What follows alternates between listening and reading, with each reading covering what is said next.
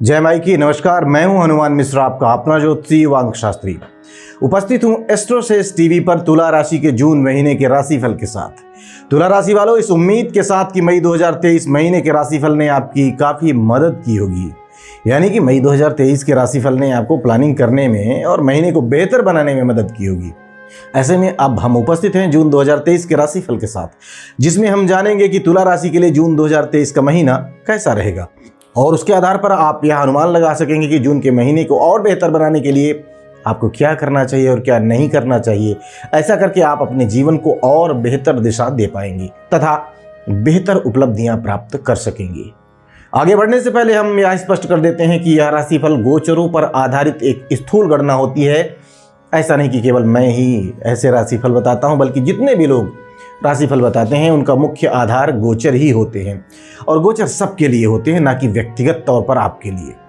ऐसे में यदि आप अपने बारे में कुछ विशेष जानना चाह रहे हैं तो आपको अपनी कुंडली हमसे या फिर किसी भी ज्योतिषी को दिखानी चाहिए और अपनी दशाओं के अनुसार अपने भविष्य का सटीक अनुमान प्राप्त करना चाहिए।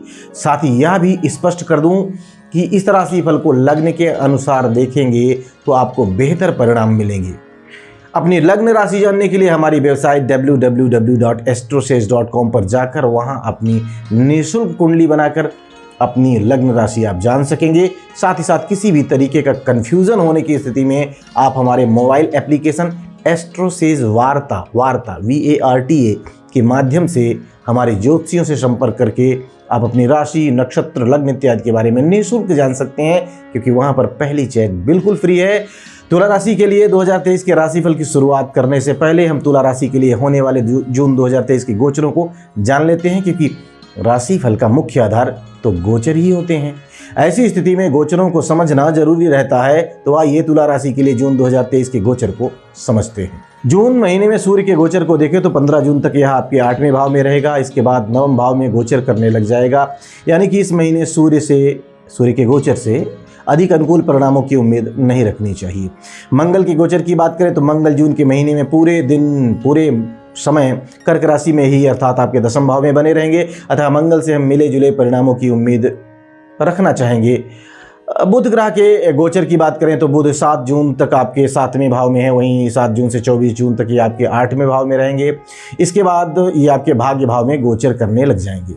हालांकि इस बीच में यानी कि 19 जून से बुध अस्त भी हो जाएंगे। ऐसी स्थिति में हम बुध से एवरेज परिणामों की उम्मीद रखना चाहेंगे। बृहस्पति ग्रह की बात करें तो बृहस्पति ग्रह पूरे महीने आपके 7वें भाव पर ही बने रहने वाले हैं, लेकिन 21 जून तक बृहस्पति पर केतु का प्रभाव तुलनात्मक रूप से अधिक रहेगा। इसके बाद ये शुक्र के प्रभाव में यानी बृहस्पति शुक्र के प्रभाव में आ जाएंगे, अर्थात बृहस्पति से हम एवरेज परिणामों की उम्मीद रखना चाहेंगे।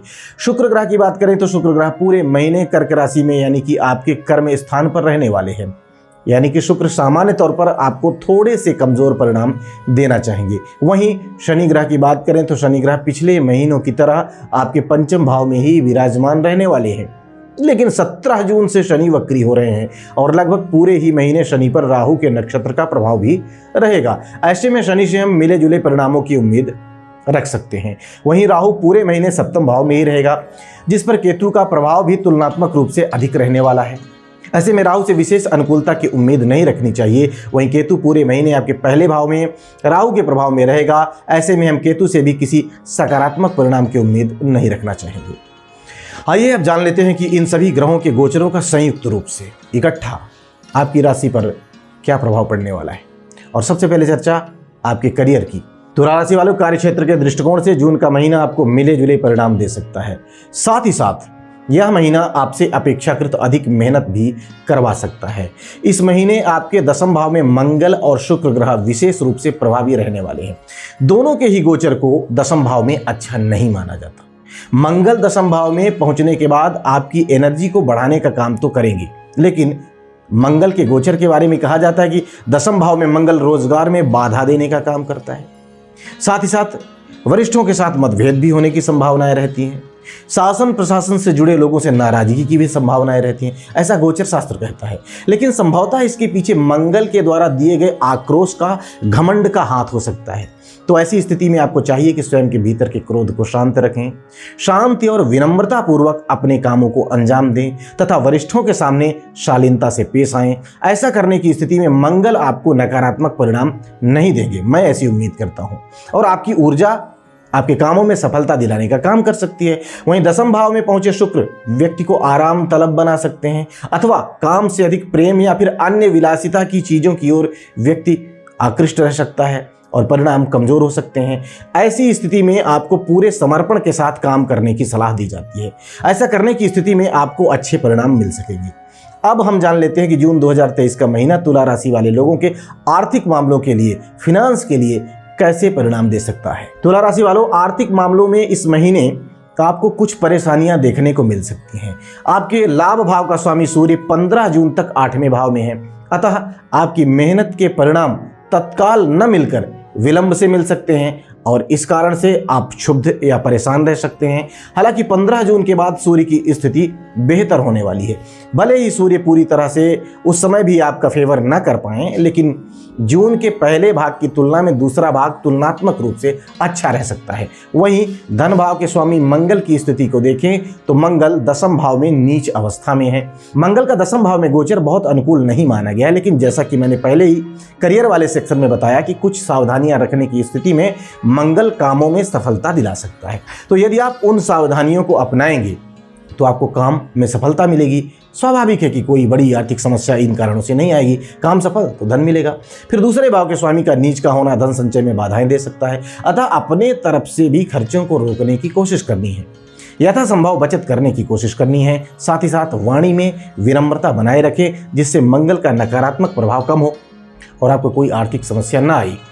आइए अब जानते हैं कि जून 2023 का महीना तुला राशि वाले लोगों के स्वास्थ्य के लिए कैसे परिणाम दे सकता है। तुला राशि वाले स्वास्थ्य के दृष्टिकोण से जून का महीना आपको मिले जुले परिणाम दे सकता है। जैसा कि विगत कई महीनों से हम कहते आ रहे हैं कि आपके पहले भाव में राहु केतु का प्रभाव है, अतः लंबे समय तक आपको अपने स्वास्थ्य के प्रति जागरूक रहना है। ये बात सही है और जागरूक रहना चाहिए आपको, किसी भी प्रकार की लापरवाही नहीं दिखानी है। लेकिन इस महीने 15 जून तक आरोग्यता का कारक ग्रह सूर्य आपके 8वें भाव में है, जो स्वास्थ्य से संबंधित कुछ परेशानियां आने का संकेत कर रहा है। ऊपर से आपके 7वें और दूसरे भाव का स्वामी मंगल भी नीच अवस्था में है, यह भी कुछ स्वास्थ्य से संबंधित परेशानियां आने का संकेत कर रहा है।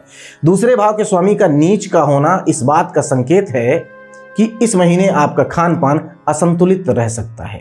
तो ऐसी स्थिति में पेट से संबंधित अथवा मुख से संबंधित या फिर गले से संबंधित कुछ परेशानियां रह सकती हैं। वहीं सप्तम भाव के स्वामी का नीच अवस्था में होना जननेंद्रियों या पेशाब की जलन जैसी समस्याएं दे सकता है, जबकि सूर्य की गर्मी और एसिडिटी जैसी समस्याएं आने का संकेत भी मिल रहा है।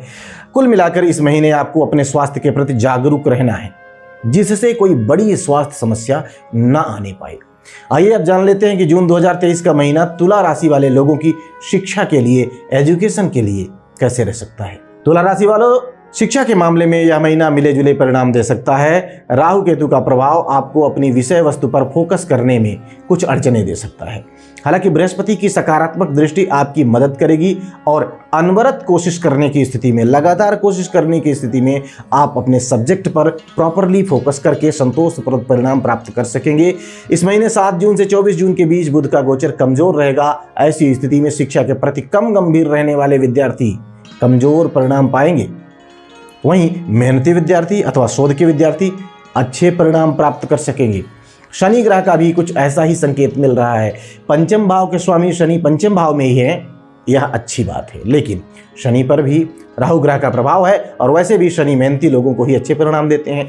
इस तरह से हम पाते हैं कि इस महीने वो विद्यार्थी जो मेहनती हैं और लगातार अपने सब्जेक्ट में लगे हुए हैं, फोकस कर रहे हैं, तो उन्हें संतोषप्रद परिणाम मिल सकते हैं। बाकी के विद्यार्थी अपनी मेहनत को बढ़ा लेंगे तो ज़्यादा अच्छा रहेगा। आइए अब जानते हैं कि जून 2023 का महीना तुला राशि वाले लोगों के प्रेम प्रसंग के लिए कैसा रहेगा, उनके दाम्पत्य जीवन के लिए कैसा रहेगा। तुला राशि वालों, आपके प्रेम स्थान का स्वामी शनि पिछले महीनों की तरह आपके पंचम भाव में ही बना हुआ है, यह एक अच्छी बात है। लेकिन शनि पर राहु ग्रह के नक्षत्र का प्रभाव भी है, फलस्वरूप लव लाइफ में कुछ व्यवधान देखने को मिल सकते हैं।